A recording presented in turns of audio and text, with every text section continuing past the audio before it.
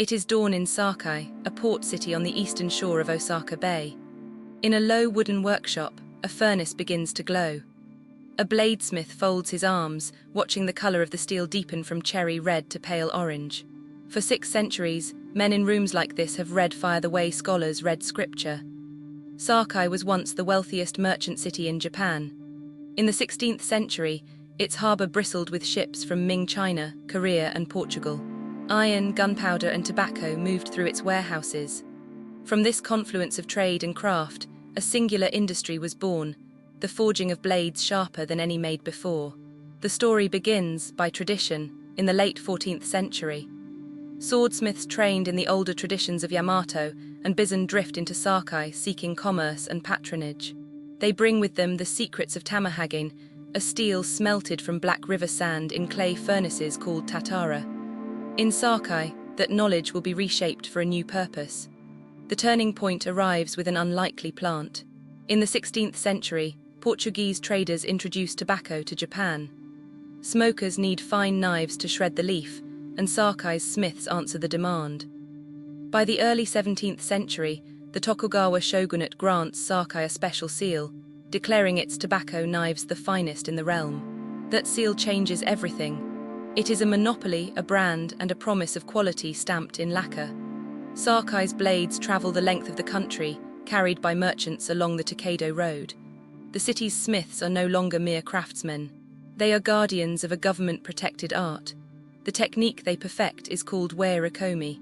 A thin core of hard, high-carbon steel is sandwiched between 2 layers of softer iron. The hard steel holds an edge that can split a hair.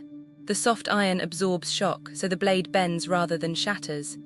It is a marriage of opposites hammered into a single body. Each blade passes through many hands. The forger shapes the steel. The sharpener grinds the edge on wheels of natural stone. The handle maker fits a sheath of magnolia or hoe wood. No single smith finishes a knife alone. The work is a chain, and every link must be flawless. By the 19th century, Sakai's reputation reaches every kitchen in Japan. When the Meiji Restoration ends the samurai class in 1876, the old sword-forging skills do not die. They migrate sideways into the making of kitchen knives. The deba, the yanajiba, the yuzuba, each tool is descended from the curve of a sword. Walk through the back streets of Sakai today, and the old industry hides in plain sight. Workshops sit behind sliding doors stained by a century of soot. Some buildings are still heated only by the forge. Inside, masters in their 70s and 80s bend over anvils that belonged to their grandfathers. One of them is a forger named Yoshikazu. He began his apprenticeship at 15. He is now past 70. He estimates he has hammered more than 100,000 blades. His hands, he says, know the steel before his eyes do. When the color is right, his arm moves on its own.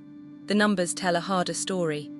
In the 1960s, Sakai counted hundreds of independent workshops. Today, fewer than 100 remain. The Sakai Forged Blade Cooperative, founded in 1982, lists a shrinking roster each year. The masters are dying faster than apprentices can replace them. Apprenticeship in Sakai is unforgiving. A novice may spend 3 years simply learning to hold a hammer correctly. 5 more years pass before he is trusted with a finished blade. The pay is modest. The hours are long. The work scars the hands and burns the lungs with charcoal smoke. Yet a quiet revival is underway. In the early 21st century, Western chefs discover Sakai knives through trade fairs and traveling craftsmen. Restaurants in Paris, New York, and Copenhagen begin to order single-bevel blades by name. A knife that once cost a fisherman's wages now sells abroad for thousands of dollars. The export market saves some workshops. It also reshapes them. Old masters who once made only traditional Japanese shapes now forge juto and santoku for foreign kitchens. The steel is the same. The geometry is new. Tradition, the smiths say, must bend or it will break. Not all welcome the change. Some elders refuse to alter their designs. They worry that the soul of the Sakai blade lies in its specific Japanese purpose, the precise cut of sashimi, the clean slice through a daikon root. A knife made for a foreign hand, they argue, is a different object, no matter how sharp. In 1982, the Japanese government designates Sakai's blade making a traditional craft of national importance. The title brings small subsidies and public recognition. It does not bring young workers. The average age of a Sakai bladesmith today is over 65. Some workshops have no successor at all. A few young apprentices have come, drawn by something the older smiths cannot quite name. They speak of meaning of working with the hands, of resisting a digital world. One of them, a former office worker from Tokyo, says he wanted to make something that would outlive him. A Sakai blade, properly cared for, can last 200 years. In the forge, the apprentice watches his master quench a glowing blade in water. Steam erupts, the steel hisses. In that single second, the crystalline structure of the metal locks into place. Centuries of trial and error have taught the master the exact temperature. The apprentice will spend a lifetime trying to learn it. Outside, Sakai has changed beyond recognition. Highways cut through the old merchant quarters.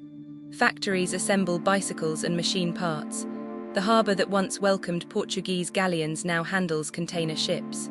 Yet in a few darkened rooms, the hammer still rises and falls in the same rhythm it kept 400 years ago. 6 centuries of steel rest in the hands of perhaps a few dozen men. Whether the craft survives another generation depends on apprentices not yet born, and on diners in distant cities who may never see the forge. The fire in Sakai still burns. For how much longer, no one can say.